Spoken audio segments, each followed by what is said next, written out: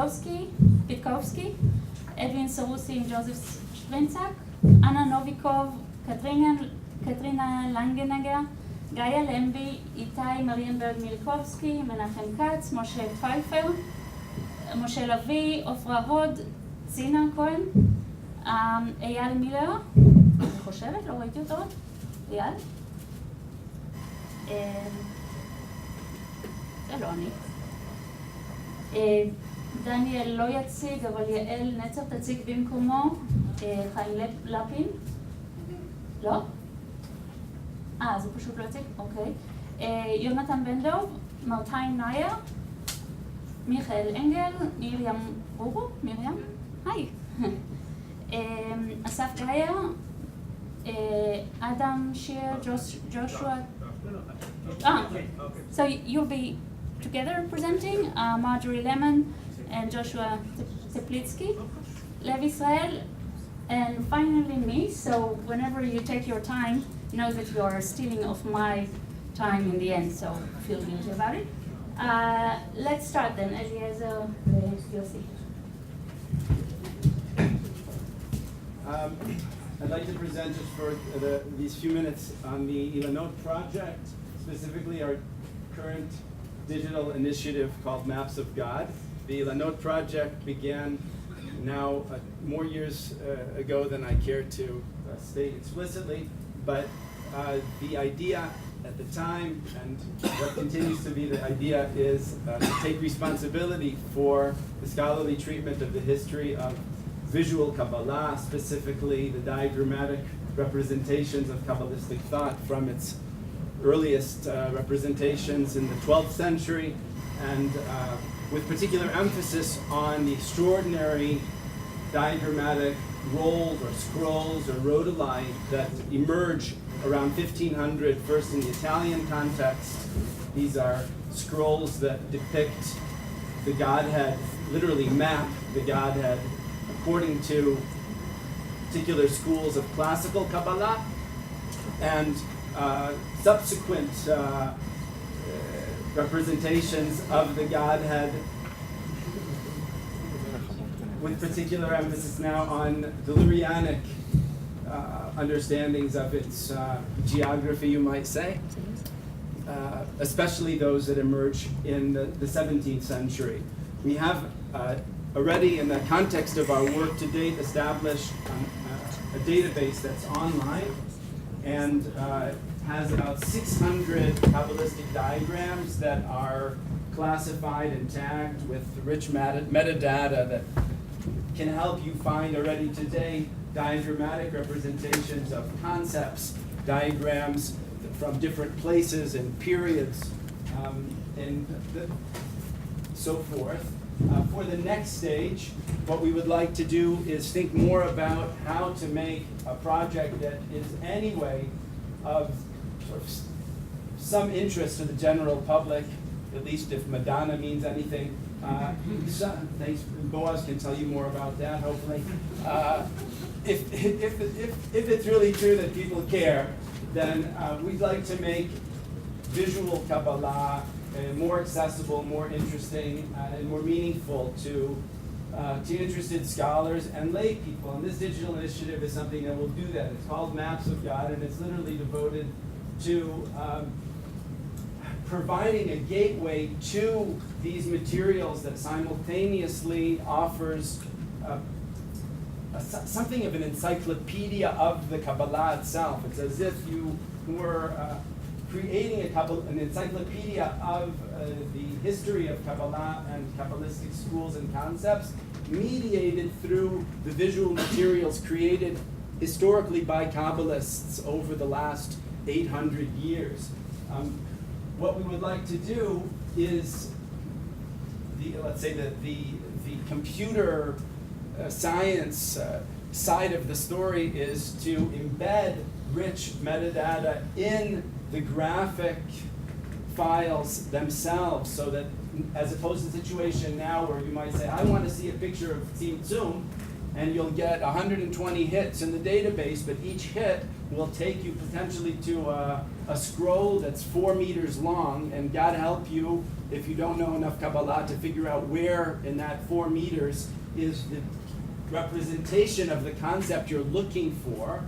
Well, at this point, if the data is embedded in the image, you'll be able to see right away where in every scroll or codex that, for the purposes of the example, where that concept finds expression. You'll be able to see them next to each other, line them up, you'll be able to compare them, you'll be able to see transcriptions of the embedded textual elements that are almost always part of Kabbalistic diagrams. You'll be able to see translations and commentary and so forth.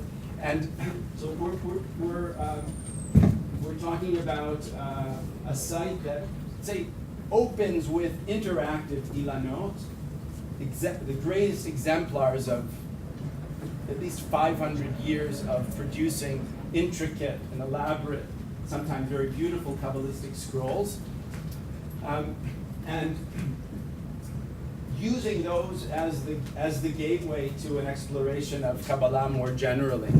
I have 1 minute left, and of course I am the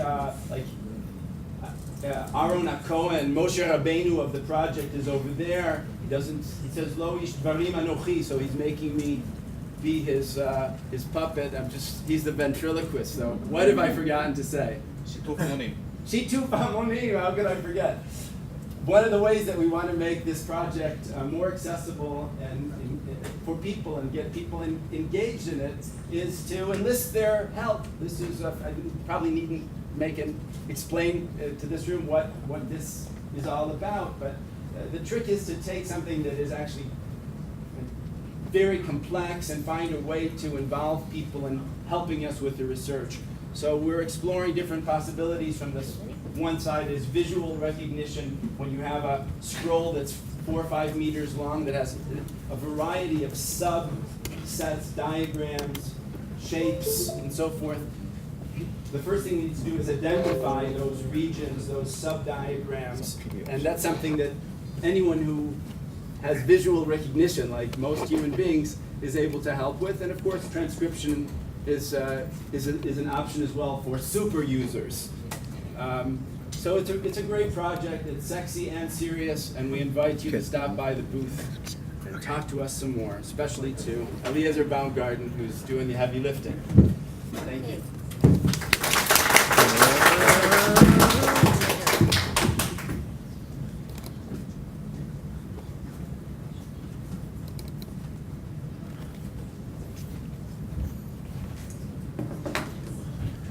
Okay. כן, רק תגיד איך קוראים לך. Okay. My name is Pitkowsky, and my project I titled it Big Data Meets Yosef Karo. So essentially I wanted to try and answer a number of related questions, and really the big question was, what were the sources that Yosef Karo used when he wrote the Shulhan Arukh?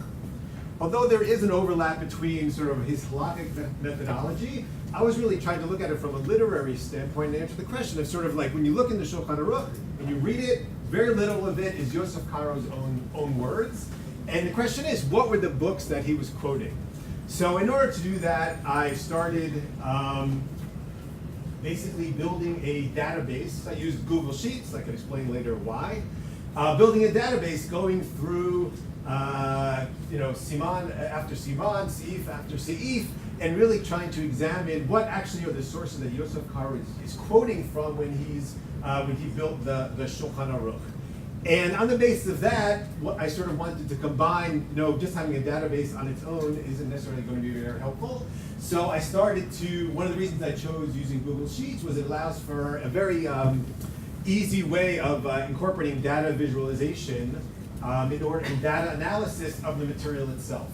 So these are just some examples, and I'll show you. Later on, I can show you what you can see in more detail in the poster of numerous sections of the Shulchan Aruch, different sections of halachot, and with the database, I was able to sort of isolate, sort of combine, like when he quotes the Rambam versus the Torah, like going through, Siman after Siman, seeing how that differs in the Simanim.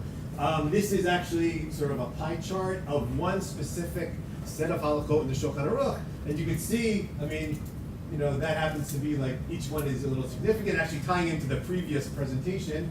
This happens to be the laws of Nitilat Yadayim, of washing one's hands in the morning, and there happens to be the Zohar is very prominent in the material that he used. Happened to be coincidence, I didn't know I was coming after a Kabbalistic presentation about the Kabbalah.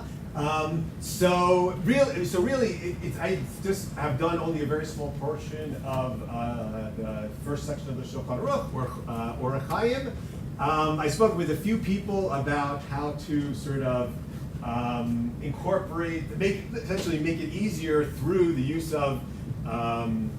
I spoke with Moshe Kapel about how to maybe use his dicta in order to make it a little bit easier. I'm going to see how that actually will work.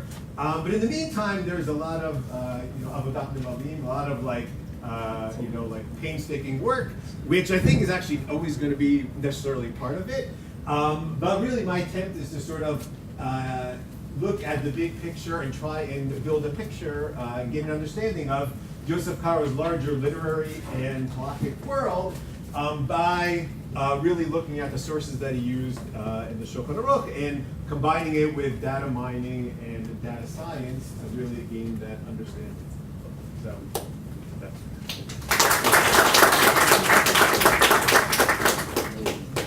the presentation comes up. I represent the Data Hamakom. Data Hamakom is one of the ICOR centers in Israel, Centers for Ritual Excellence. And we deal with cultures of place in modern Jewish history. What is the relationship between place, ontologically, and Jewish culture? We are 12 professors from 4 different universities. It's a very complex operation. However, my idea was, what are we going to endow to the future generations? The government of Israel invested in this center a lot of money, but the center is finishing next year. So I wanted to see if we can reproduce the ontology of place virtually by an aggregate of data, a mega aggregate of big data into a map that shows you the data in terms of place and time. And this is what you're going to see now. Actually today, write out into your CV, you are being part of history because this is the formal presentation of this project to the public with the new domain that started to work last night. So this is really an occasion for us and we're very excited. I passed the talk to Dr. Josef Sprinzak, who has served, who is a great artist, but also happens to have a degree in computer science. And Joseph has been the director of this project, and Moshon Zeraviv is the designer, and Moshon has contributed a lot together with Joseph, and any of you who uses Waze knows Moshon by Waze, and he's the designer of this amazing project. Joseph, please. Okay, so I'll just give you a small preview, and then hope you'll be curious that you can come to see us on the poster. The basic unit of information of this map is an event, that is a content located in time and space.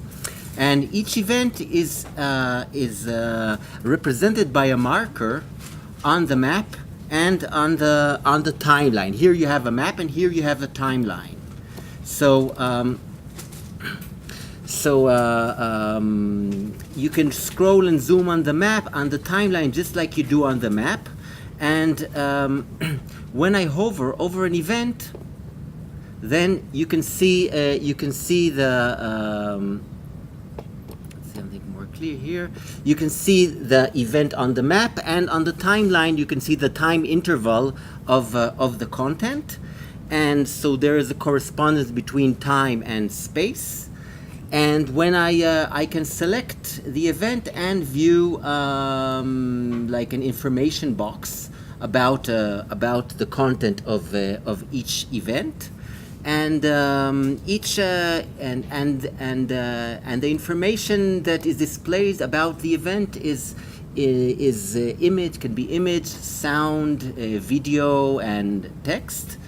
And now notice that when I select an event, then also the map, the design of the map changes.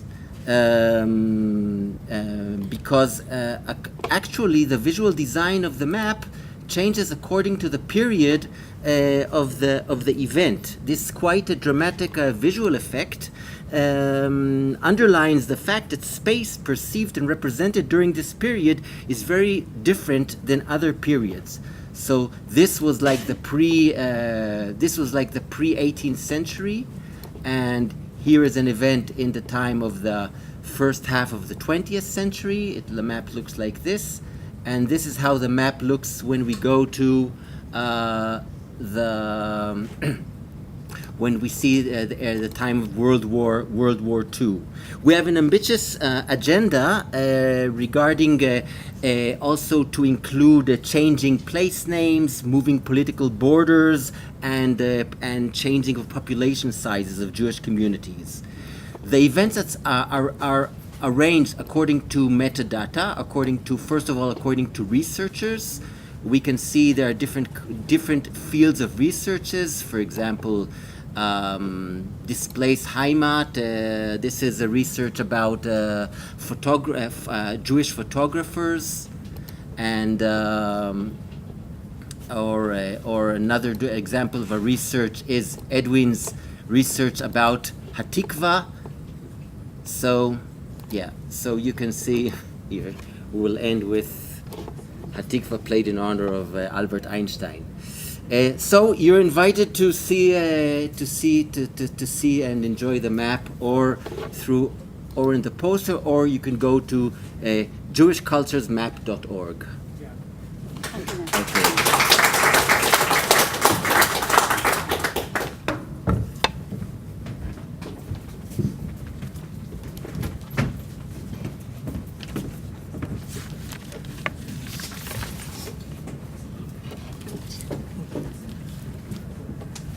Okay, good morning. This time no PowerPoint, but you're all welcome to have a look on my poster later.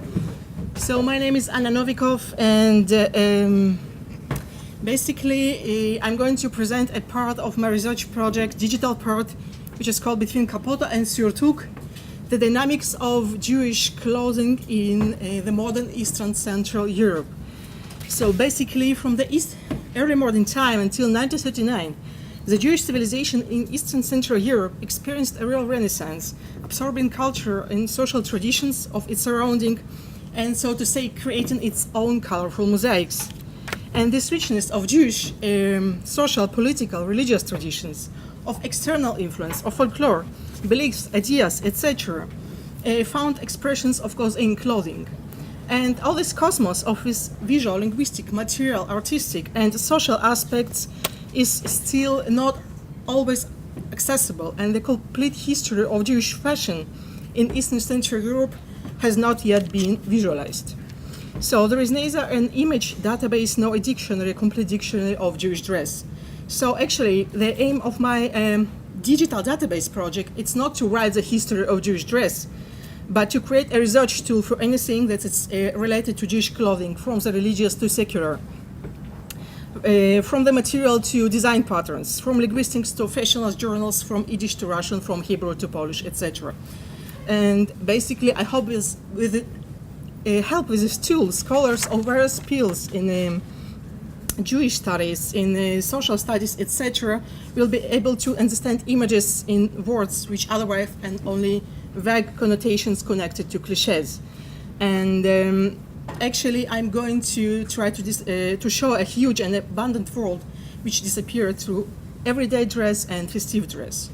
And actually, despite the fact that the Jewish population of this region was visualized in photographs, paintings, and caricatures, etc., and described in Jewish and non-Jewish literature, due to its visual and linguistic diversity, it's difficult sometimes to trace and to analyze the development of Jewish attire and the connection between the visual depiction of Jewish clothing to the existing textual information. I mean, the names of types of the clothes in different languages, it's still need to be established. My digital database comes to fill this gap, and actually it encompasses visual sources and descriptions of Jewish clothes in Eastern Central Europe, basically current Poland, Lithuania, Ukraine, and Belarus, mostly between 1846 and 1939. And I focus on Jewish clothes in large urban centers of Jewish life, and bring the visual sources together with complex lexical sources in Yiddish, German, Hebrew, Russian, Polish, and Ukrainian. Basically, I'm just to give you a picture, I'm trying to, with the help of my database and of course the website, you'll be able to travel from Hungary to almost to Russia, and then to press and to enter and to see the difference between kubke, for instance, Jewish kubke, Russian powojnik, Polish Chajes, etc., etc. And you will also understand the difference, actually, why, for instance, Chernyakhovsky called to PA or to Scheitel Parik, the Russian word. So all of this will be more visualized. And actually, my project traces the visual depictions of the prominent Jewish clothing terms and the descriptions in, as I said, in Jewish, Russian, Polish, and Yiddish literature. For instance, rich descriptions of Jewish dress are contained in such work of course, Mendele, Mocher's Forum, Shalom Aleichem, Saul Chernyakhovsky, Isaac Babel, Bashevis Zinger, which was translated into English and to Hebrew, and I'll follow the migration of dressing terms from Yiddish, Russian, and Polish into Hebrew, but also, of course, the opposite direction, the migration of terms of traditional Jewish items from Hebrew to Jewish literature and periodicals in various languages. So, 1 minute, yeah. And as I told you, as a result of my project will be also a monograph, research monograph, and a database. Actually, I'm myself designing the website, and also I'm a researcher. And it will serve visual sources, a source and a linguistic glossary for, I hope, students and researchers from various fields of Jewish study. Thank you.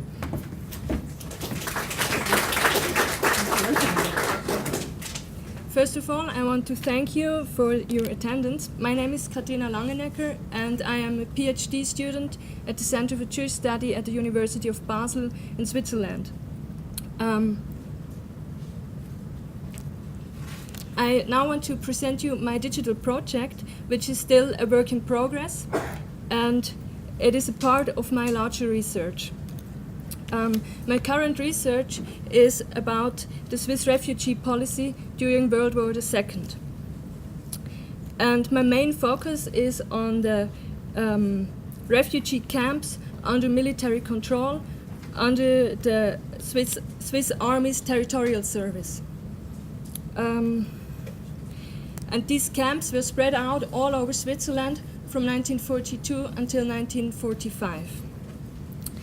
And I had no idea what I would find in the Swiss Federal Archives, which material, and still I was glad to find a lot of statistic material, lots of numbers, most of it weekly reports of the number of camps in Switzerland, the number of refugees in these camps, and the number of camps in each territorial circles, and so on. Now, with this much data, I had to find a digital solution because it was just not usable. So my idea was to use this all material in a digital map, which can show the Swiss refugee policy in its geographical development, both diachronic and synchronic. And in cooperation with the Digital Humanities Lab of the University of Basel, this map is going to be created, and I would really like you to come to my poster stand, and I will show you our prototype, which is formed with the data of 11 camps, and all in all there are more than 200 camps. So, yes, I hope you will come and have a look at my poster, and thank you very much.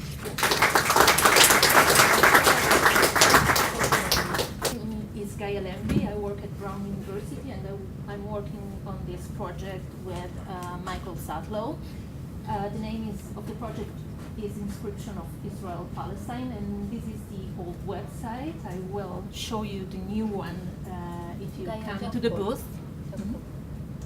So our project's goal is to build a database of the inscription that has been found in the region and date roughly from the Persian period to the Arab conquest. There are some 10,000 relevant texts, and right now some 3,500 are already in the database. They have been written in Hebrew, Aramaic, Latin, and Greek by Jews, Greeks and Romans. And as you can easily understand, they provide us with a fascinating window on onto the ancient world. Also, they provide us with social, historical, and even linguistic information that we can't easily gather from the extant literary sources. The texts are entered in the database as single XML files, and they are extensively marked up. The metadata, which is entered in great detail in order to provide database-like searching, resides all in the header of each file and is followed by a diplomatic and or edited transcription, depending on what we have in the printed edition. The bibliography resides in an external database. We use Zotero, and it's referenced to within the XML file. And each inscription the inscription are also searchable through an API. Both the variety and the time span covered by this material present us with all sorts of challenges. And as you will see in the poster, I presented an ostracon from Masada as an example of the challenges that we are facing. Recently, the website has been redone in major ways in order to be user-friendly to both scholars and non-expert alike. In particular, since every inscription in some way tells us a story, we added narratives that are related to our most important texts as a first, let's say, gateway into the questions that this kind of material poses us, and to the relevant inscription, of course. Also, the website itself has been enhanced with an interactive map with facets, and according to the search criteria that you apply to the through the facets, the results appear on the maps, together with first references to the material that is relevant for the time period or the search criteria that you choose. As far as linked data are concerned, our work so far involved mainly geographical names and control vocabularies. For geographical names, of course, we work together with Pleiades, and the cooperation was mutually beneficial in the sense that we linked our data to the gazetteers, but also provide them with new place names. And we will likely continue to do so for the future. Control vocabulary were more problematic in the sense that they are not yet standardized. In order to reach some kind of standardization, we looked both into Eagle vocabularies as well as, in particular, for materials into the Getty thesaurus.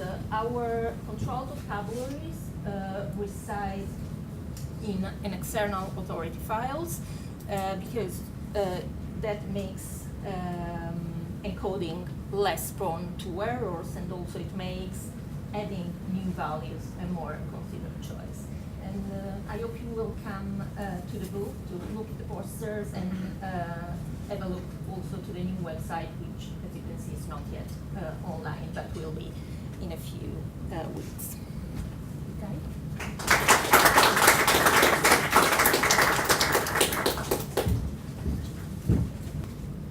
כשהתחלתי להתעניין לפני 4 שנים בערך במחקר ספרות חישובי, ניצבו בפניי עד מהרה 2 בעיות שנראו כמעט בלתי פתירות. ראשית, בהיעדר רקע בתכנות או במדעי המחשב, התברר כי האפשרויות המעשיות הנגישות בפניי מוגבלות למדי, וכי הרחבתן תלויה ביכולת ליצור שיתופי פעולה חוצי מחלקות ופקולטות. שיתופי פעולה כאלה מבורכים ורצויים מכל בחינה שהיא, דורשים לא רק שפה משותפת עם עמיתים משדות אחרים, אותה לשמחתי מצאתי די מהר, אלא גם זמן וכסף. 2 משאבים שדוקטורנט מצוי לא נותן להתברך בהם. שנית, וזו אולי הייתה הבעיה החריפה ברשתיים, השאלות שהעסיקו אותי, שאלות שמקורן בתיאוריה של הספרות בכלל ובתיאוריה של הנרטיב בפרט, נראו רחוקות מאוד ממה שיש לפרקטיקות הדיגיטליות להציע. כיצד מודדים, נניח, נטיות אמנותיות? כיצד מודדים דפוסים נרטיביים משתנים? איך מאבחנים תמורות פואטיות? באיזו מידה אפשר בכלל לתרגם קונספציות ביקורתיות מופשטות בסדרה של נתונים וממצאים?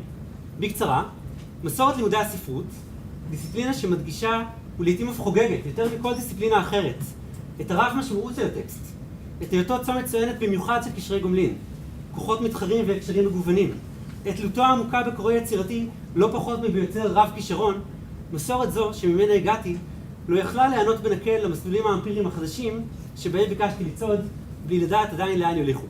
ואז נחשפתי לפרויקט קטמה. פרויקט קטמה, שבשנה האחרונה יש לי הזכות ללוות מקרוב ואף לתרום לא מעט, מבקש לענות את 2 הבעיות הללו כאחת. הוא מיועד לחוקרי ספרות ולחוקרי טקסטים בכלל, שאין להם כל רקע בתכנות. אתם לא צריכים לדעת מה זה TI ו-XML וכל הדברים האלה, אפשר ממש לוותר. ושהשאלות המעסיקות אותם אינם נגזרות באופן ישיר מהטקסט החשוף או גולמי לבדו, ולפיכך גם לא יכולות למצוא בו מענה ישיר פשוט וחד משמעי. כללי המשחק הם ברורים מאוד. המערכת לא מספקת טקסט, היא גם לא מספקת תיאוריה. אבל היא מספקת כלי נהדר לחוקר המבקש להפגיש טקסט ותיאוריה בסביבה ביקורתית ורפלקסיבית. כיצד?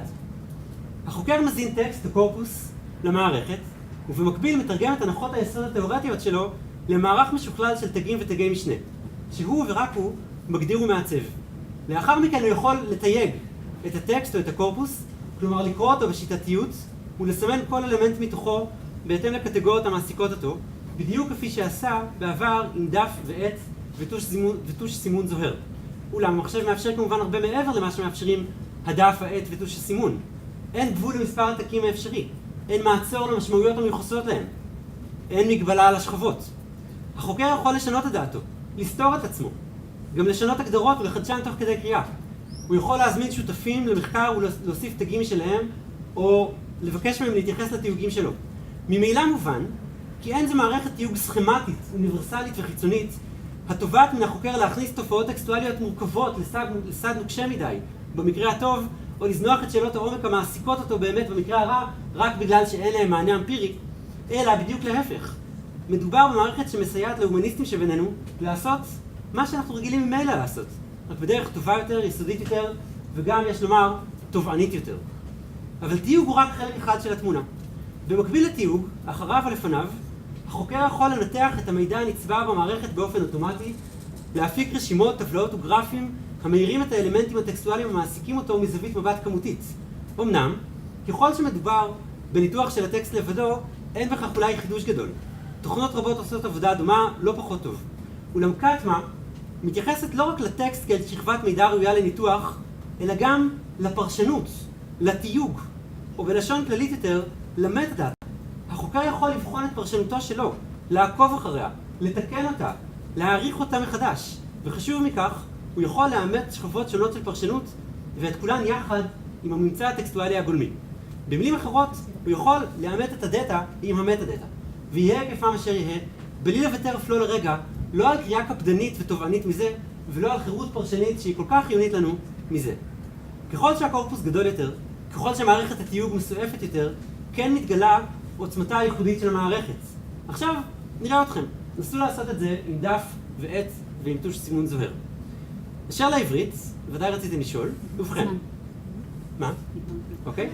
ודאי רציתי לשאול, ובכן, המערכת מתאימה לשימוש בטקסטים עבריים, אם כי התאמה זו עדיין אינה שלמה. בעיות הנוגעות לשורשים עבריים למשל ניתנות לפתרון סביר בהחלט. מלבד זאת, לאחרונה העלינו לאתר המערכת מדריך עברי מקיף, וכדאי לנסות אותו. אשמח להדגים את המערכת ולענות על שאלות במהלך השעות הקרובות באולם מקסיקו, וכמובן גם בהמשך הקונגרס. תודה.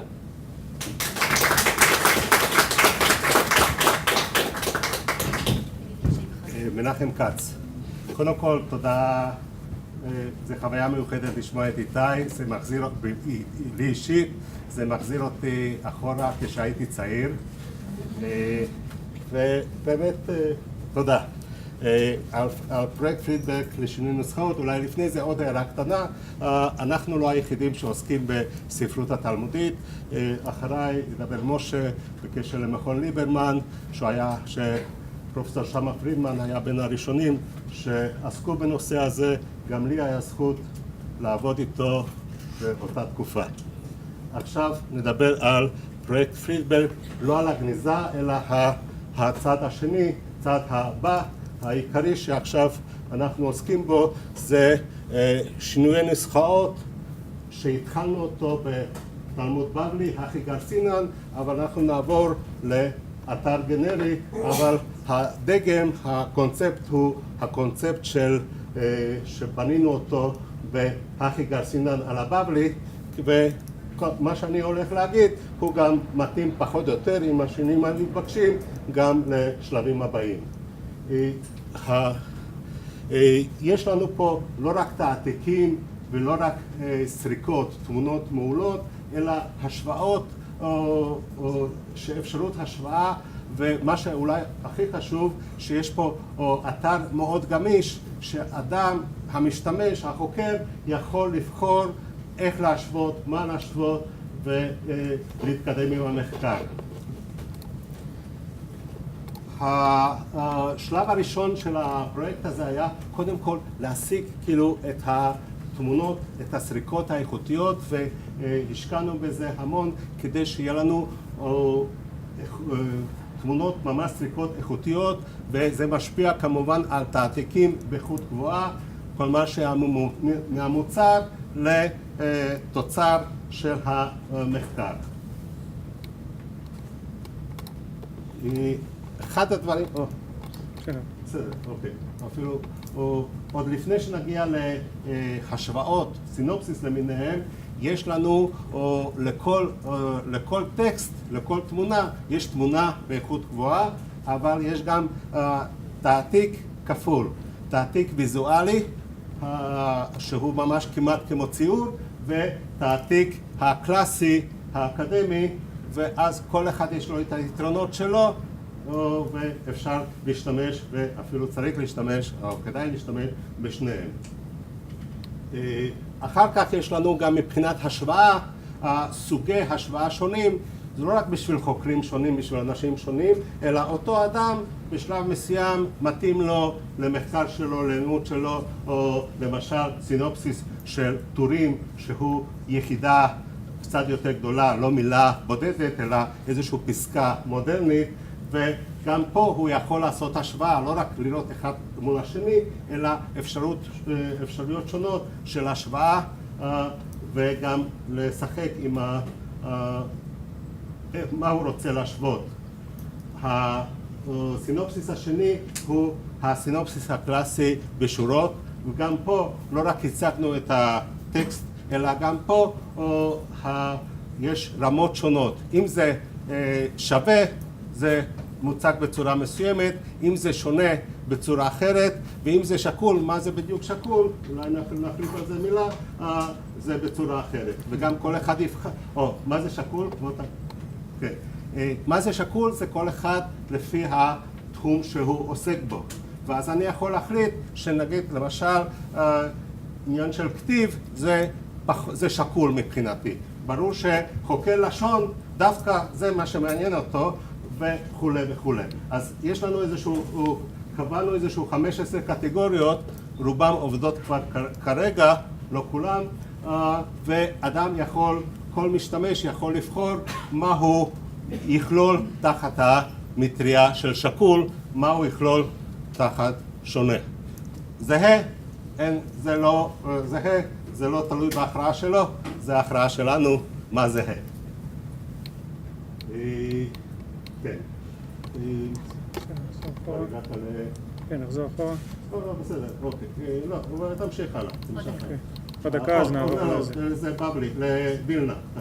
בכל זאת נתנו, בכל זאת לפחות חלק מאיתנו אוהבים להשתמש בדפוס וילנה ב100 השנים האחרונות, אז גם פה בחרנו מבחר, בפירוש מבחר של שינויים שאדם שהוא רגיל ללמוד לפי הדפוס הווילנה, הוא יכול להצביע ואז הוא יקבל את המבחר של השינויים. כלומר שאנחנו מנסים להתאים את האתר לא רק לקבוצה האליטה של האקדמאים, אלא לציבור מגוון, גם של בית המדרש, בציבור מגוון בכל הקשתות. כרגע אנחנו עוד לא סיימנו לגמרי את התלמוד בבלי וממשיכים לעבוד עליו, אבל כבר עובדים על פרויקט דומה שקראנו לו יד הרמב"ם, על משנה תורה, לא על כל חיבוריו של הרמב"ם, על משנה תורה של הרמב"ם. אולי אפילו אפשר להגיד, תוך כדי חוויה אפילו אישית של כולנו, תלמוד בבלי הוא תורה שבעל פה במהותו, גם האופי של החיבור. לעומת זאת, חיבור של הרמב"ם זה התורה, אדריכל, כל דבר, לא רק מה נאמר, אלא איך נאמר, וברור שזה השפיע גם על הבנייה של האתר. מבחינה זאת היה פה שתי קצוות, פשוט מדהים. והדבר העיקרי שלפי דעתי הכי חשוב זה שאנחנו בונים אתר גנרי, שכל אחד, לא משנה איזה טקסט, הוא יוכל לשלב לתוך האתר בצורה מסוימת ולבנות את האתר שלו, לא משנה אם זה בעברית, אם זה בארמית, וכנראה שבשלב מסוים גם בשפות אחרות. יש לנו בנוסף לפוסטר גם דוכן, ואנשים יכולים להסביר, ומי שאולי יצליח יקבל כמתנה ביצה, האם זה וירטואלית או לא, זה יהיה שם. אוקיי, תודה רבה.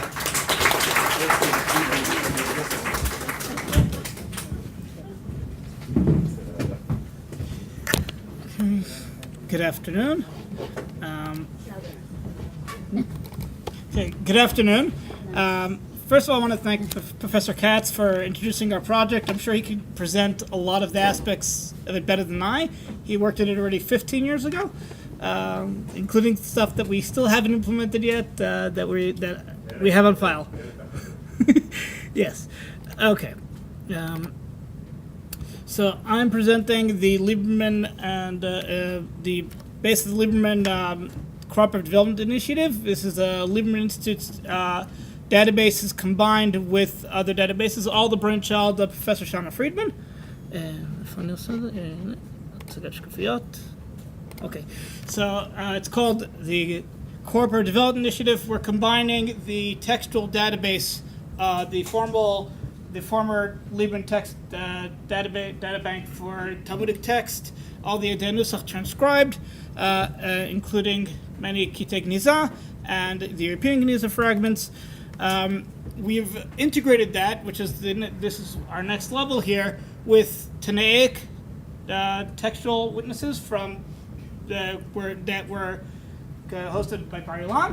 Again, Professor Shana Friedman's program, with our index database, which is bibliographic references to every single Talmudic text, whether it's Amud, per Amud, or per Mishnah, Halacha, throughout the Talmudic text, both where we're talking about both Rishonim and Geonim, up to modern scholars, including people in this room whose works we have, the references are available with direct links to both the National Library website, and we have links to the works themselves when they're available in Google Docs or open sources. We link directly to the text so a person can look at the variants of the text and see who spoke about it and hopefully what they said exactly within 5-10 minutes instead of sitting 3 hours in the library. So, as we said, we have the search. We could access the witnesses, Babylon Talmud, Tosefta, has already been incorporated, the Mishnah, and Kara Geniza and European binding fragments, and the references with the embedded links. This is stuff we have on our poster. These are the different interfaces. We also have a synopsis program, word by word comparisons, and we have this is the synopsis. This is a screenshot of the bibliographic references. We have here European binding fragments, and this is obviously this is a mutam. This is a compatible for mobile devices. Sorry. Okay, so these are the different databases. Obviously, the Talmud text databank, the index of references, and the textual witnesses Tanaic literature, which these are just different fragments. We're happy to explain everything, to demonstrate throughout later on in the afternoon and throughout the week. As this is more information we have here, we have also combined based on the Zusman catalog, the G fragments, the Geniza fragments that originated from one document. The original document are presented as one. Some of the features we've managed to do by taking these separate databases and combining them into one new platform, which hopefully we will present as a platform for, this is your first stop, you're doing research, you're looking at a text, you look at it, you see the variant, you see what's there, there's different functions you could do on it, and then we go on. Okay, and I wish you all a good afternoon, and I'm trying to keep as short as possible. Too short? Yeah. I could talk more, but I want to hear you. I want to hear you later. Okay.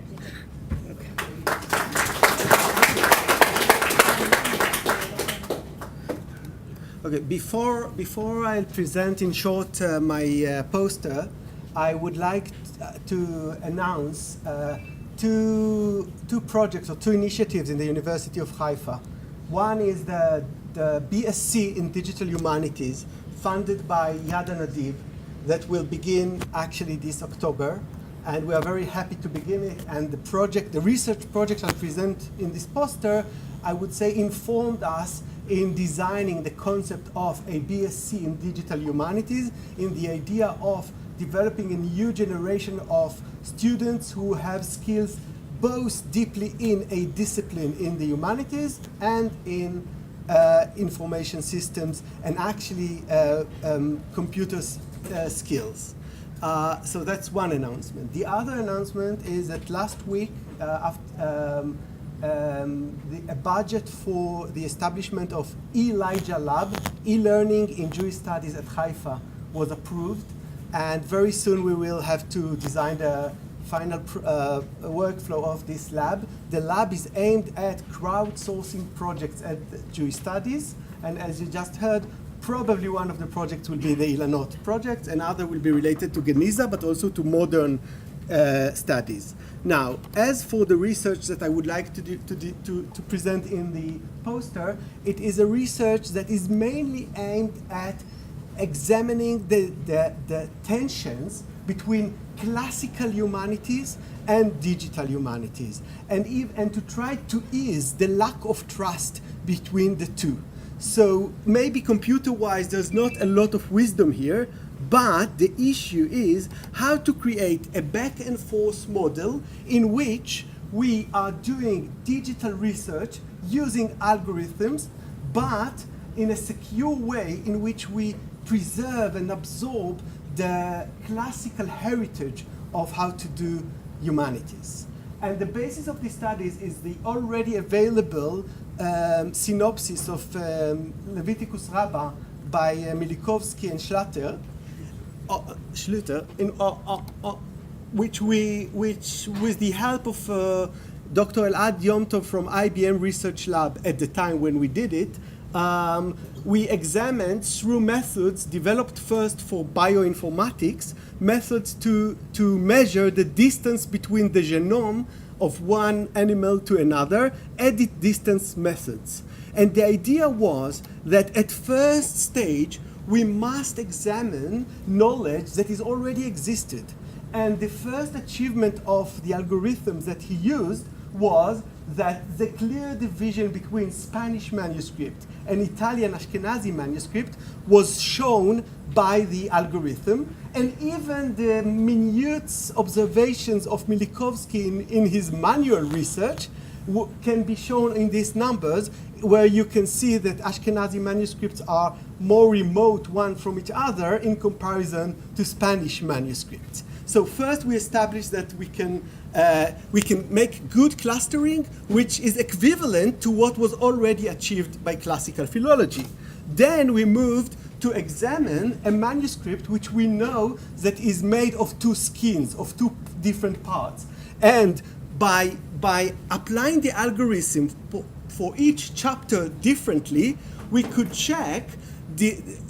show that manuscript Munich at his first 9 sections belonged to the Italian Ashkenazi family, but from section 9 on, it has its own unique behavior. And that was shown already by Margaliot almost a century ago. Now we can take what we've done, which is established, and try to work with materials that we don't know about. And what we did is 2 things. One, automating geocultural attribution of partial manuscripts, and the second is visualization of chapter-past relations between pairs of manuscripts.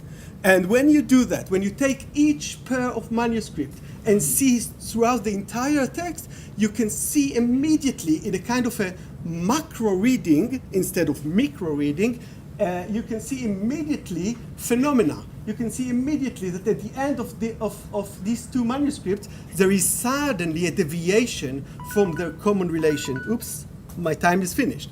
And the next stage was to examine that against in classical philology, and then to go to a conclusion of what is the nature of the phenomena which we didn't know about before the computer examination. More explanations next to the poster. Okay.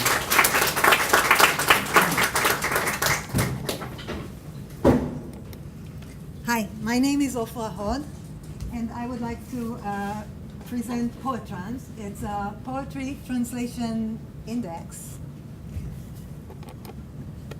The purpose of the index is to answer this question. Given a poem in some foreign language, has this poem ever been translated to Hebrew before? And if so, by whom? And where can I find the translation? Now you'd ask, who is asking such questions?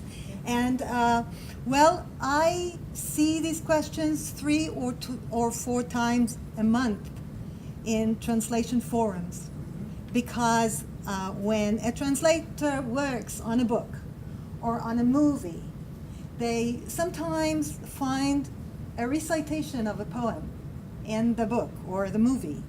And they are not supposed to go ahead and translate that poem with the rest of the text. The professional thing to do would be to find a previous translation and reuse it. Why this is so, I'll explain in a minute, but first I'd like to go over the structure of the index. Poetrans is a Wikipedia-based website, so it's free and it's open. We have a page for every book, every poetry translation book, every publication. And what we capture for every book is its table of contents in 2 formats. First, the picture, the image, and then the typed in text. We never include the poems, the actual poems, in the page. There are also poet pages and translator pages, and there are links from the publications to the relevant people. And we use tagging to capture some metadata such as publishing year, publishing house, source language. All this is done by volunteers. I don't know about other volunteers. I know that I am not doing this for the love of poetry.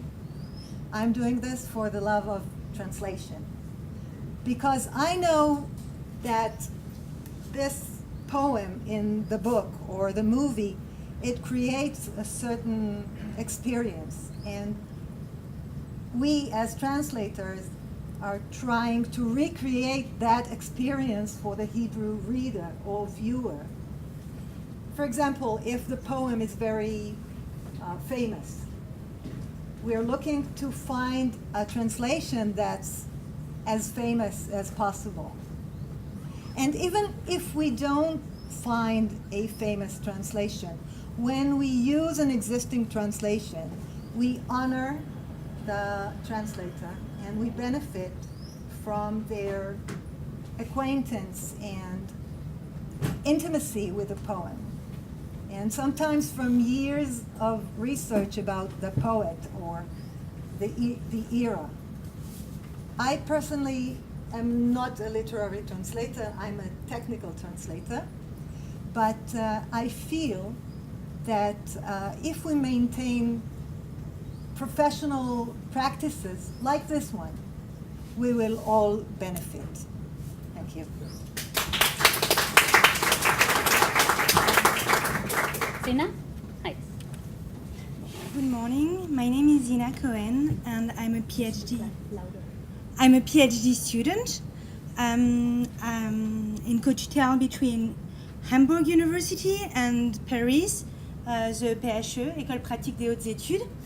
My PhD is about some analysis on some writing materials found in the Karo Geniza and written during the first half of the 11th century.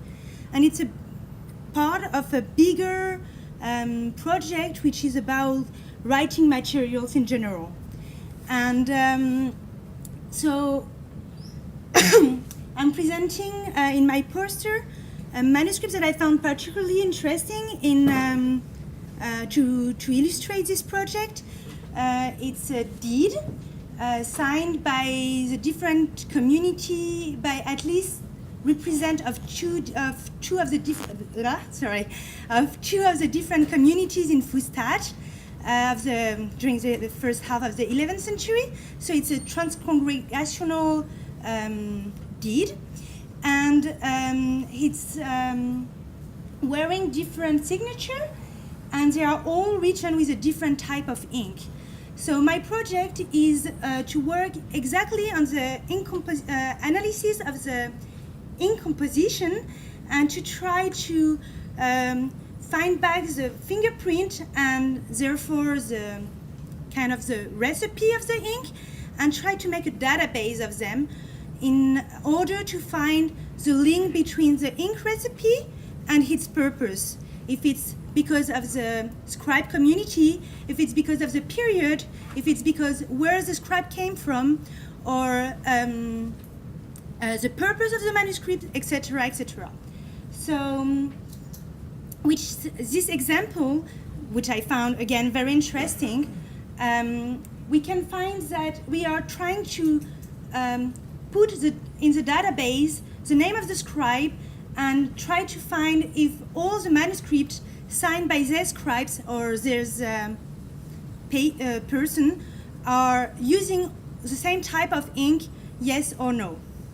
So, yes.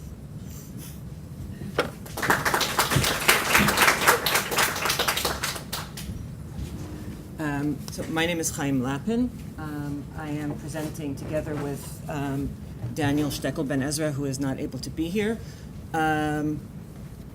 And my project is on what we're calling the E-Rabbinica Mishnah. It merges a couple of projects, one that he began, one that I began, and that also integrates a project that I am a co-editor, a co-PI with Tali Lan of Berlin, and with the collaboration also of Professor Shama Friedman, about whom we heard a number of times earlier.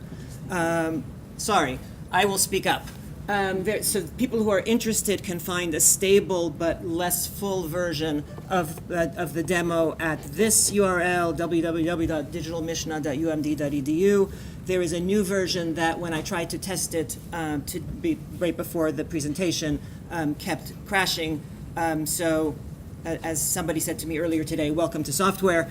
And there is an alignment tool that's currently passworded, but I'm happy to show a non-passworded version at the poster that takes automated alignments of manuscript readings, and then you can edit it, group them, do all sorts of other things with them in a lightweight JavaScript application. The basic idea of our edition is that there is that we transcribe manuscripts. Each manuscript retains its identity. We retain full, or at least comprehensive metadata. It's a very detailed transcription. We're not just trying to extract words. And that in a sense, that manuscript becomes, or rather, the alignment between the different texts is, in a sense, the abstract model of the text that we're presenting. Each individual witness, each individual transcription, each picture is an instantiation of that larger abstract thing that we're calling the text, in this case the Mishnah, and various other pieces of data can point to it. Right? We can integrate names and dates and places. We can integrate grammatical, morphological markup. We can integrate the relationship between text and image. Although right now we're focusing on text alignment and to a certain extent morphological markup. The other project that I mentioned already is the alignment of the Mishnah and the Tosefta. Here is a map of the complicated relationship between the Mishnah and the Tosefta, which we don't need to deal with right now, but through the USNEH, which still survives, and the DFG, which certainly still survives, Talilan and I have a grant to create a synopsis of the Mishnah, synopsis of the Tosefta, and the relationships between them. I can say more about that at the poster as well. Two questions that we should be thinking about. First of all, well, there's a third, which is the multiplication of tools, right? How many of these things do we need? There's a problem here, but since I'm going to take an extra half minute or so to speak on Daniel Steckel's behalf, since somebody was kind enough to bring his poster not on the Thales project, but on manuscript OCR and computer vision. One of the things that we see as a possible workflow for the future is optical recognition of handwriting, transcription, and workflows that work with that. I can't speak in detail about that, but if people have questions, I can talk about that in the poster. And the other question is, do we need services that are publicly open and accessible, like Wikipedia, like the Perseus Project, that serve texts for reading for human readers, but also for text services in the way that, and text analysis and other kinds of computational things in the way that the Perseus Project does, or or Sefaria makes available. You're saying two important things, so speak louder, please. Okay. I thought I was speaking loudly enough, but apparently not. Do we need those things is the question. If you're interested, I'm participating in a panel on Wednesday that other people in this room are involved in as well, dealing with the question of linked open data and Jewish studies. So with that advertisement, I will stop.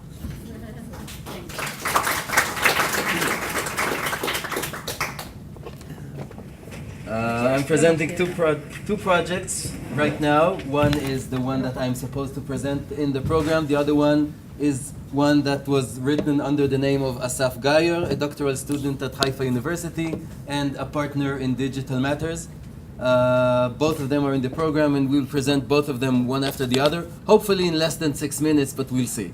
The other people taking part in these projects, one of them, Professor Nachum Dershowitz, sitting right here, as well as Daniel Steckel Ben Ezra, who was very helpful along the way and still is in many ways.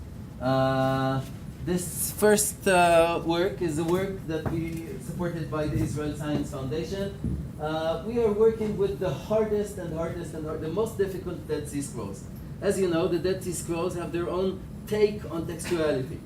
Thinking about textuality in many ways, our fragments take the thought about textuality to the extreme. This is a bunch of about 400, about this size of fragments, 400 fragments, written in cryptic script on papyrus. Some of them were not ever published. Some of them were published in a, well, not entirely satisfactory edition.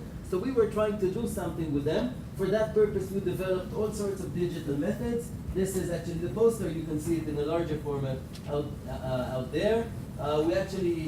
So this is one thing we did. We actually reconstructed an unknown scroll. It's a copy of Serech Haida, put together using all sorts of methods that you will see down there. So five columns of, they're actually a very nice version of Serech Haida in cryptic script, kind of partly known before, but now, just came out as an article last week.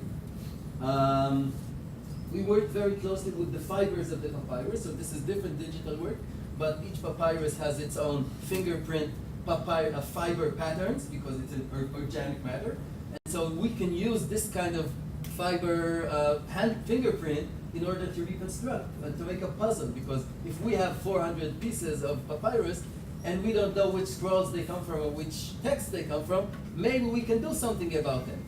So right now there's a master's written in the Department of Information Technology in Haifa, together with us, somebody trying to develop an algorithm for actually aligning these patterns and deciphering this fingerprint and making sense of it. If this works, this should be very helpful, not only for Dead Sea Scrolls, but also for other papyrologists in Greek, Arabic, anyway, just name it. There are many of them around the world, and we really hope it should work. The first idea came from Nahum, and the initial work came from his lab in Tel Aviv. We're trying to move it further.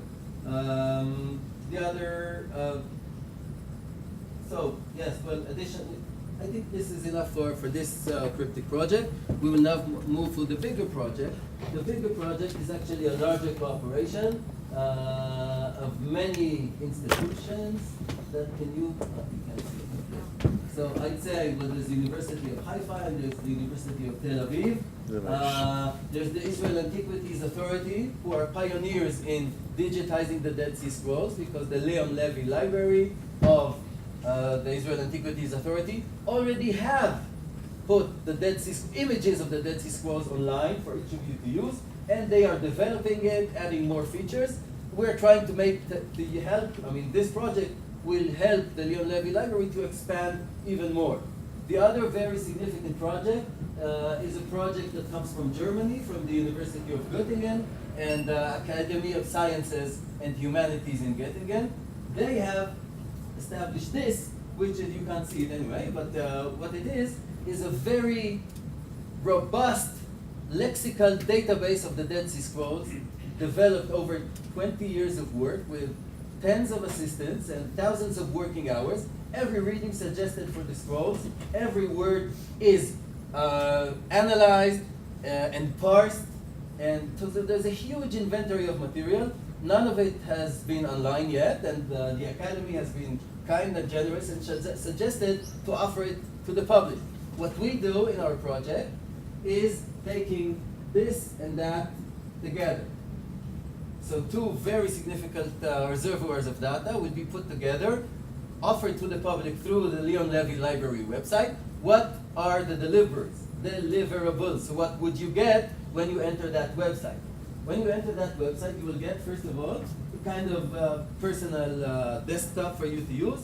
I'd say inspired by the Friedberg desktop that you can get at the Friedberg website, but in a different way, which is more accustomed to the difficulties we encounter with the Dead Sea Scrolls.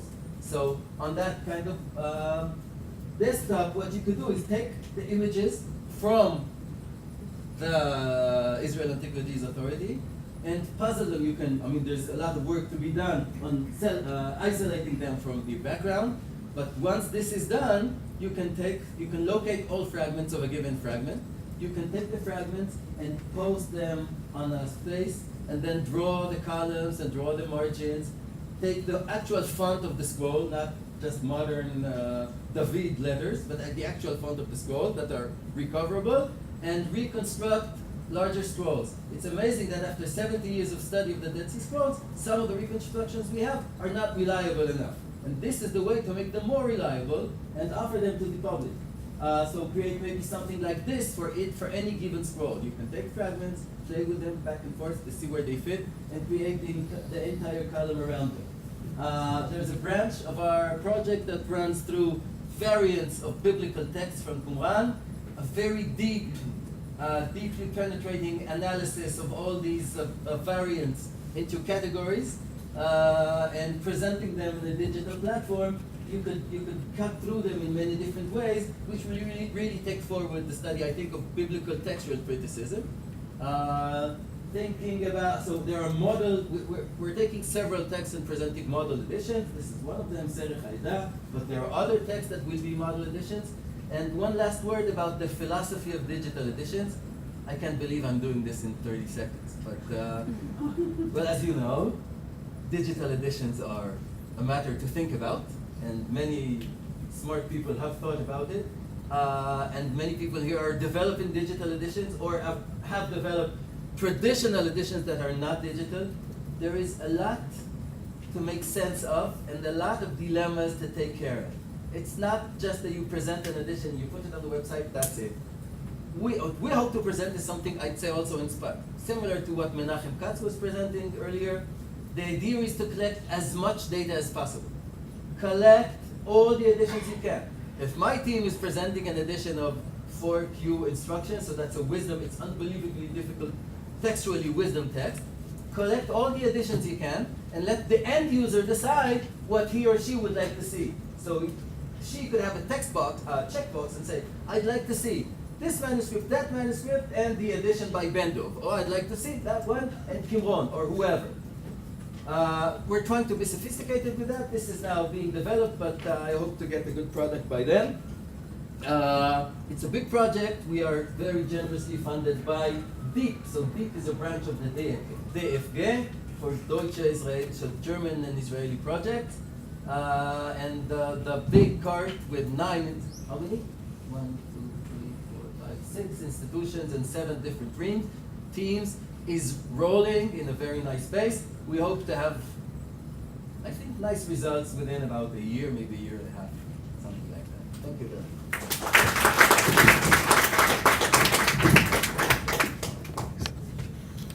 Okay, good morning. My name is Martijn Ayer and I work at the Vrije Universiteit in Amsterdam. And I present to you the Shebank project. Now, Shebank basically is a website of the Hebrew Bible, but before, louder? Okay.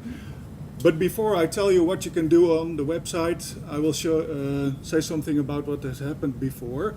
Because in the past 40 years or so, my colleagues of the Vrije Universiteit encoded the complete text of the Stuttgartensia edition with a large bunch of linguistic features on the levels of words, phrases, clauses, and larger text units. And when that was finished, the what we call the ETCBC database of the Hebrew Bible was complete, and it was decided that the database should be available for free for everyone. Now that resulted in the Shebank project, and Shebank is a website on which you can inspect the text of the 4th edition of the Stuttgartensia, and also the underlying features that have been encoded by the Vrije Universiteit. You can also do queries on the text in a query language we call MQL, the mini query language. And you can query on lexical features, grammatical features, whatever you want. I can give you a demonstration later. Next to that online tool, we have an offline tool which is called Text Fabric. And Text Fabric is a Python package which you can simply install with a pip install command. And with Text Fabric you are able to use all those features and everything in the database to make structured or semi-structured data in any kind of format you want, which you can use for traditional data analysis, statistical analysis, artificial intelligence, anything you want. So, if you're interested in data analysis, querying, and the Hebrew Bible, you're welcome to have a look at my poster. Thanks.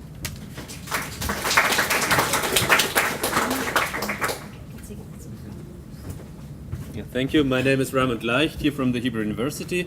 and I will present the project Pshat in Context. Pshat stands for the acronym of Philosophical and Scientific Hebrew Terminology. The project is in its 4th year, I think, according to other calendars, 7th or 8th year altogether. It's a project funded by the Deutsche Forschungsgemeinschaft. It's a long-term project for 15 years. It's a cooperation between the University of Hamburg, Professor Giuseppe Veltri, myself here in Jerusalem, and we have an associate directors in Amsterdam, Rosiane Fontaine, and very energetic collaborators who are mostly sitting in Hamburg, working in Hamburg, Mickey Engel, Dan Davis, and Florian Dunclaut. 2 of them are here in this room. And we have a new website, which is so brand new that we even didn't have time to make a screenshot. So you have to listen to me. So Pshat, what is the topic of this project? In a way, it can be seen as a kind of update, modernization of a working tool which is very well known to many scholars dealing with philosophical and scientific texts in Hebrew in the Middle Ages, the Thesaurus of Hebrew philosophical terminology by Yaakov Klatskin, which came out in the late 20s, early 30s of the last century. And what we try to do is actually to make a transfer of this classical tool for historical and philological research to the digital age. What does it mean, thesaurus, for us? Thesaurus is actually a dictionary, a philosophical dictionary of philosophical and scientific terms, with quotes exemplifying the usage of a specific term according to a specific meaning and according to a specific definition. And in addition to updating and actually correcting all kinds of mistakes which are found in the old Klatskin, we really tried to think how we can rebuild what actually scholars in our field do intuitively with the printed edition of a thesaurus, of such a dictionary, plus adding all kinds of new search functions. We had to build up our research, our computer program really from the scratch. There was nothing comparable anywhere, which at least what we found in the scientific landscape. We really started with 3 different computer companies to develop it. Also for technical reasons we had to change it. So what we really try to do is to build something new, old, intuitive search functions which we do in our research normally, plus new search functions. So in a way it's really a project which is divided between the study of philosophical scientific texts in the Middle Ages and a real digital humanities project. And all the classical questions which arise in such questions also have arisen in our project. Among them, first of all, how to structure internally the database for us so that we can do and carry out the research we would like to do. And other important questions which came up is, of course, always the interaction with other databases, other research programs in this field. In that respect, Pshat is relatively conservative, meaning that we are actually pretty much concentrated on our own. Import and export of data is limited. On the other hand, another very important aspect is the interaction with users, and there we actually aspire to a very high level of interaction with possible users of the database in the future. In that respect, we are now in a transitional period. We now have sufficient material actually in the database in order to open it to scholars from outside, that it is accessible, it's open access with the password for any user from anywhere in the world to use the database, the thesaurus. But we really want to have an interaction with scholars in this field and get their feedback in order to constantly improve both the technical side and, of course, also the data within the database. So just briefly, in order to conclude, what characterizes the project are actually 2 scientific aims which we are pursuing, which we follow concomitantly. On the one hand, we try to provide really a scientific tool for researchers, translators, students of philosophical and scientific texts within Jewish studies and also from outside Jewish studies, scholars in philosophy, in medieval studies, and so on. Everybody who is interested in this field should work and should be able to work with it. Hebrew terms are represented according to the different meanings with exemplifying quotes. On the other hand, the Prat project also has a research purpose on its own, which to a certain extent also characterizes the way how we present the material and what is important to us, and this is the transfer of knowledge. What is important to us is actually to show how the Hebrew terminology in scientific and philosophical texts actually was created in the interaction with other cultural fields. So our database is multilingual. You will find quotations not only in Hebrew but also in original languages like Arabic, Greek, and translations from Hebrew into Latin. So that's actually the field, and for that reason we also organize conferences and aspire to have close cooperation with scholars, for example, working on editions and similar projects. Thank you very much.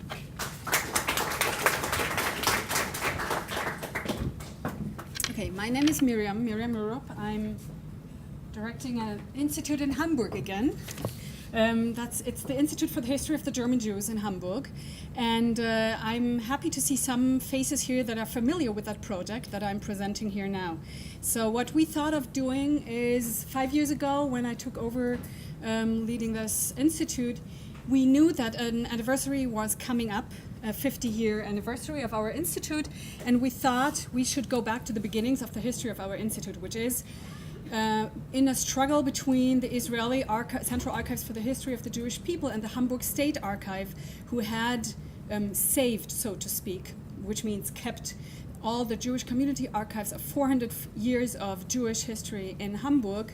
In that struggle, a compromise was found, leading to the establishment of our institute, with the obligation to work with the sources. And half of the originals of the sources are now in Jerusalem, half of the originals are in Hamburg, and both parts are in microfilm versions in both Jerusalem and Hamburg. So you can see the complete archive of 400 years of Hamburg German Jewish history in both cities. But what you cannot do is access them online so far. So what we thought of doing for the last year's 50th anniversary of our institute was to say we take selected sources, 150 of them, and tell 400 years of German Jewish history and culture through those selected sources. So it kind of is an online edition, but with only very rare and select sources, and it does tell local history, which is Hamburg history, but we always look at sources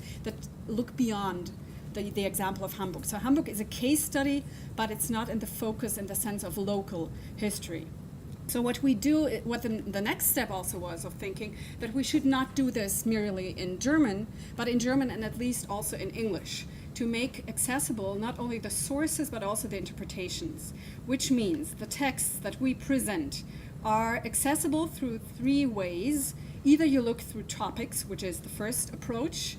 You're interested in memorial, or you're interested in family and everyday life of Jewish society, or you're interested in topography, then you start through the topographical search, or in chronology, and you start through that search. And what you can do then is, in both German or English, you can view the original source in a very good solution, so you can see it clearly. You can see a transcript, and the transcript is a transcript of both the original and what we also have is a translation. This is on the left, you see the original, then you see the transcript, which is in German, and then in the third step, of course, we also have an English translation of the source. So the idea is to not only present interpretations in English and German, but to also make those who look at or view this online edition capable of discussing themselves the source and to maybe contradict our interpretations of the source and of the edition. if I speak of we, this means we are in our house, we are a project staff of only 3 people. But as I mentioned, I'm happy to see a few authors here. We are a big group of about 90 authors worldwide, let's say Germany, England, the US, and Israel mainly, but also from a few other countries who work on Jewish history, have case studies that apply to Hamburg as a case study, so to speak, and who offer us texts and documents that we can include in our edition. So you're both welcome to offer documents, to offer interpretations, and to be part of this this edition, and to write, as this is an example of Pavel Golubev. He wrote the interpretation of the source that I just showed you, and this text is a longer text, a scholarly text of 3 to 5 pages. It's still short, but in internet length it's long, and you can download it, you can print it, and we also have background texts that explain or are introductory to Jewish history in general for those who are very lay people in German Jewish history. So you're welcome to ask questions. Join me at the poster stand and I can tell you more. I can try to answer technical questions. I'm not the technical head of that project, but I'll try to answer as many questions as I can, and everything that is content-wise I'm happy to answer and will hopefully be able to answer. So if you're interested, go to either jewishhistoryonline.net that's time's up. Either go to jewishhistoryonline.net, or if you're more of a paper version person, you're welcome to take one of the brochures that we brought with us that are at the tables, and or you access it digitally. Thanks for listening.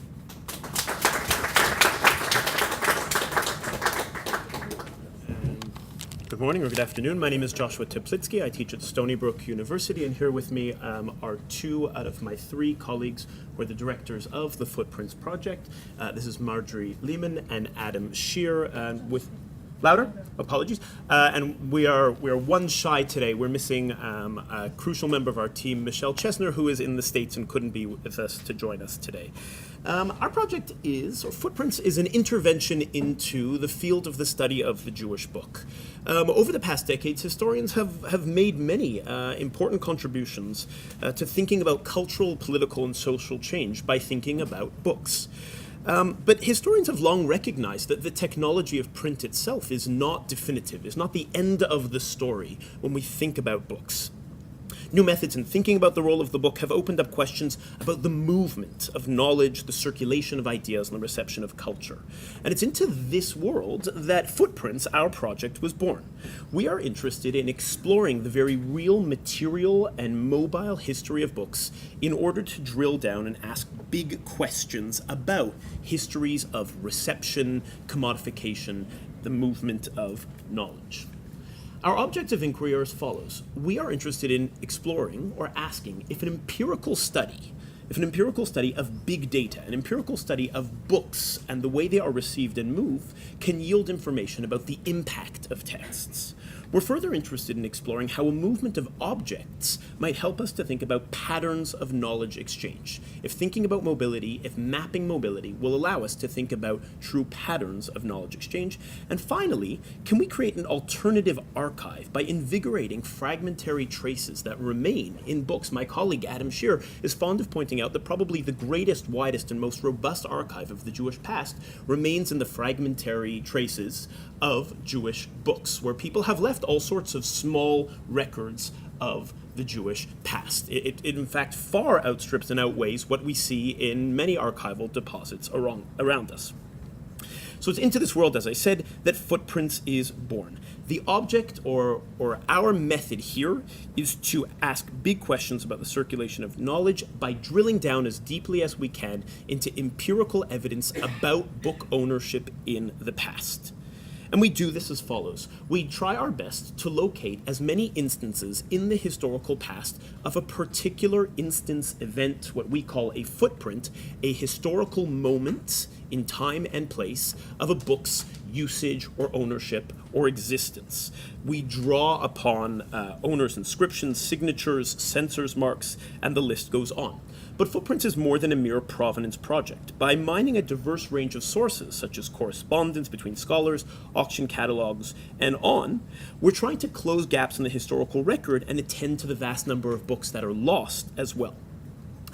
The goal then, in order to recreate or assess the impact, what we try to do, as I've said, is to drill down to the smallest level of empirical evidence. And that is our item here with Footprints. It's a particular instance of the book copy's use.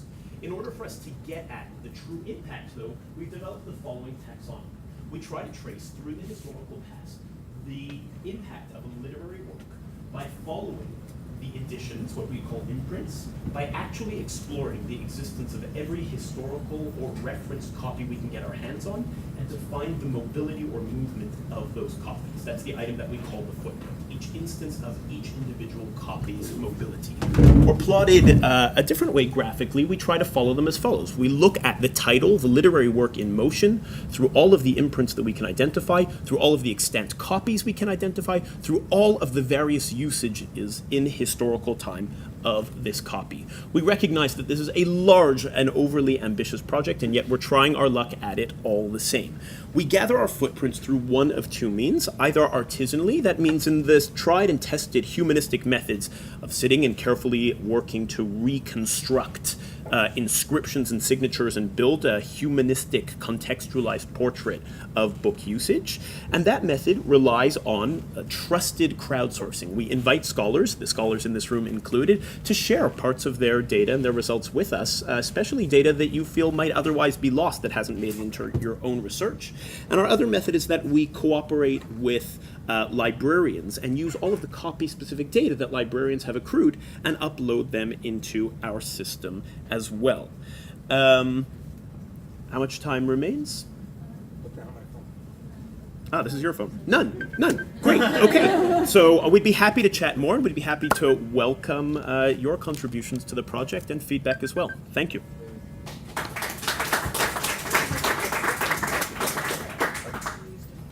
Okay, there are two people left to speak.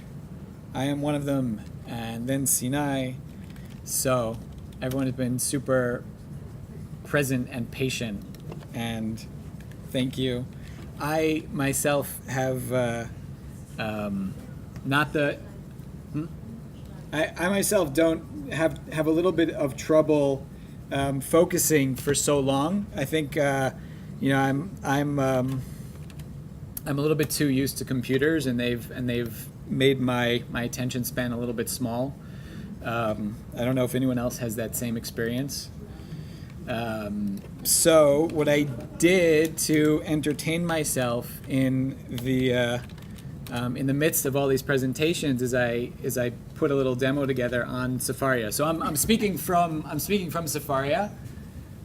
I'm the chief data officer there. Safaria is a little bit aimed, maybe not squarely to this crowd, but more to a general audience. So we're looking to take the entire Beit Midrash, the books that anyone would find in the Beit Midrash, and that's construed broadly. So a Beit Midrash, Kol Shehu, we get pretty liberal, and we want to put all of the books online in Hebrew and English that we can.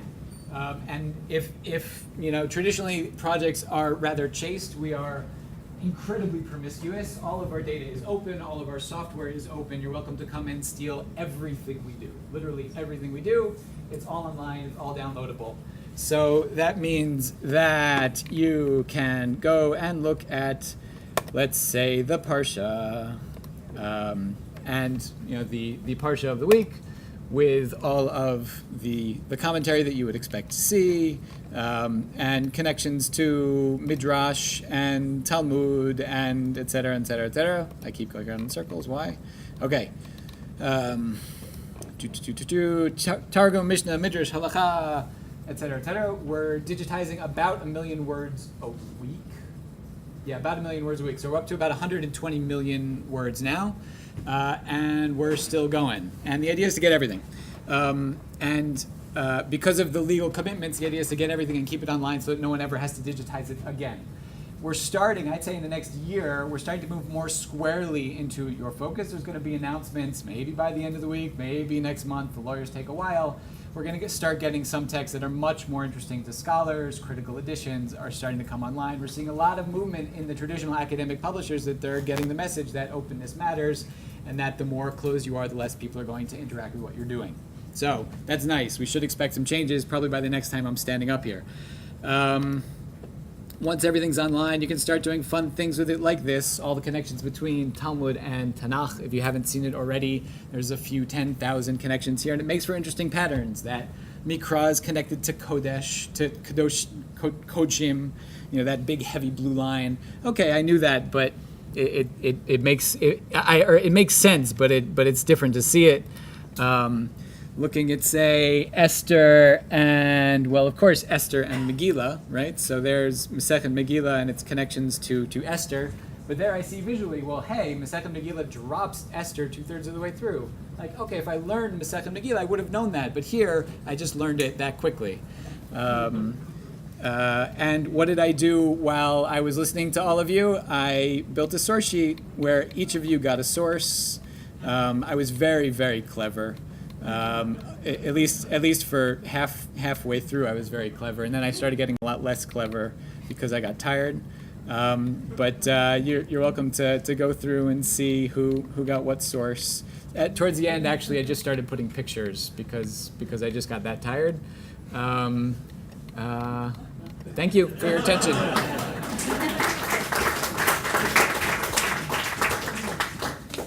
So thank you, Lev. So many thanks for the entire project and for this, and thank you all the speakers and the audience that pulled through. Before I show my thing, I would like to use the time. We have a lot of time left, which we will not use for questions because I want this to happen at the hall during the lunch break.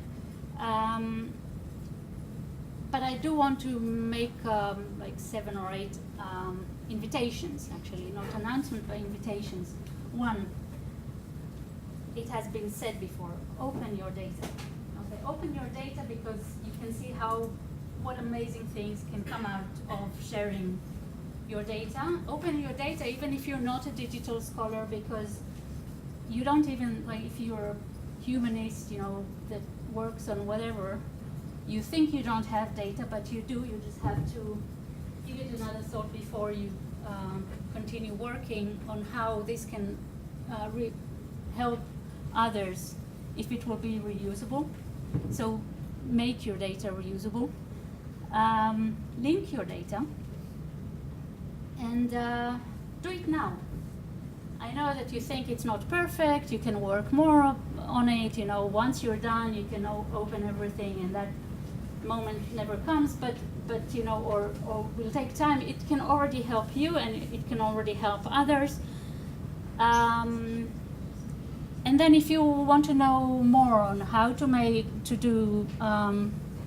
build your data in a way that it will be reusable, how to share it, how to make it really open, how to link it, come to our session on Wednesday and on 9 o'clock in the morning, and we will be there. Chaim and Daniel Stockel and Yael Netzer will be there, and Thomas Kolatz will be there.